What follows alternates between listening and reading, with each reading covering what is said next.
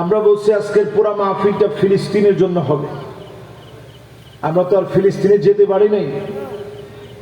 এই মাহফিলের কথাগুলোর কারণেও যদি আজকে যদি দুনিয়া থেকে চলে যায়, আল্লাহ যদি মাফ করে দেয়, এটা আমার জীবনের সবচেয়ে বড় পাওয়া হবে। জোরে করে আল্লাহু আকবার।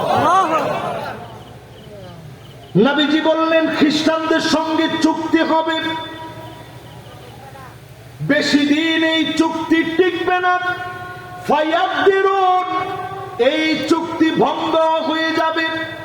আজ আপনি তাকায় দেখেন, উত্তর কোরিয়া ইরানকে, উত্তর কোরিয়া ইরানের পক্ষে সায় দিচ্ছে, ইসরায়েলের পক্ষে ট্রাম্প দাঁড়িয়েছেন, রাশিয়া মুসলমানদের পক্ষে বলতেছে বেশি দিন টিকবে না।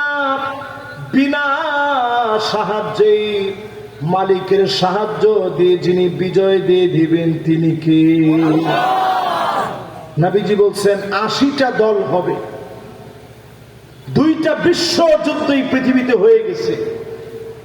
এই 2 বিশ্বযুদ্ধের পিছনে সভ্যতার ধ্বজাধারী, জাতীয়তাবাদের ধ্বজাধারী, সারা পৃথিবীকে যারা সারা পৃথিবীতে মানবাধিকারের কথা বলে, তারাই এই পৃথিবীর ভিতরে 2টা বিশ্বযুদ্ধ লাগিয়েছে।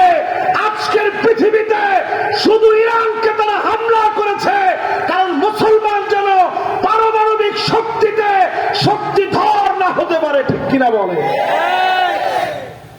এবং তারা পাকিস্তানের প্রতি আঙ্গুল উঠিয়েছে কেন? কারণ পাকিস্তান মুসলমান।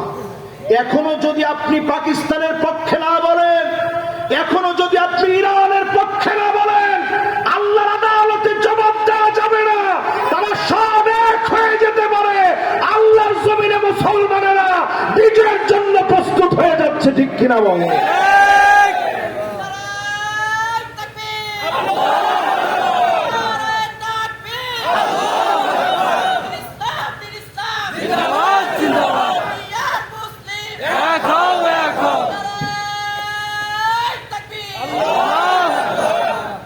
এবার আসুন পরের হাদিসটা আমরা যাই। 3টা হাদিস শেষ হয়েছে, কষ্ট হচ্ছে আপনাদের। 4 নম্বরে নবীজি জানায়া দিলেন বাদা আল ইসলামু গরীবান ওয়া সায়াউদু গরীবান তুবা লিল গুরবা।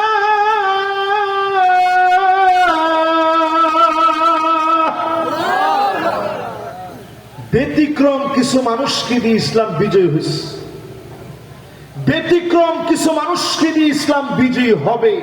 এদের হাত ধরে ইসলাম আবার শক্তিশালী হবে। বলেন আল্লাহু আকবার। বাংলাদেশের দিকে তাকান, যাদেরকে ফাঁসির মঞ্চে নিয়ে গেছে সবাই ছিল ব্যতিক্রম মানুষ। হাসতে হাসতে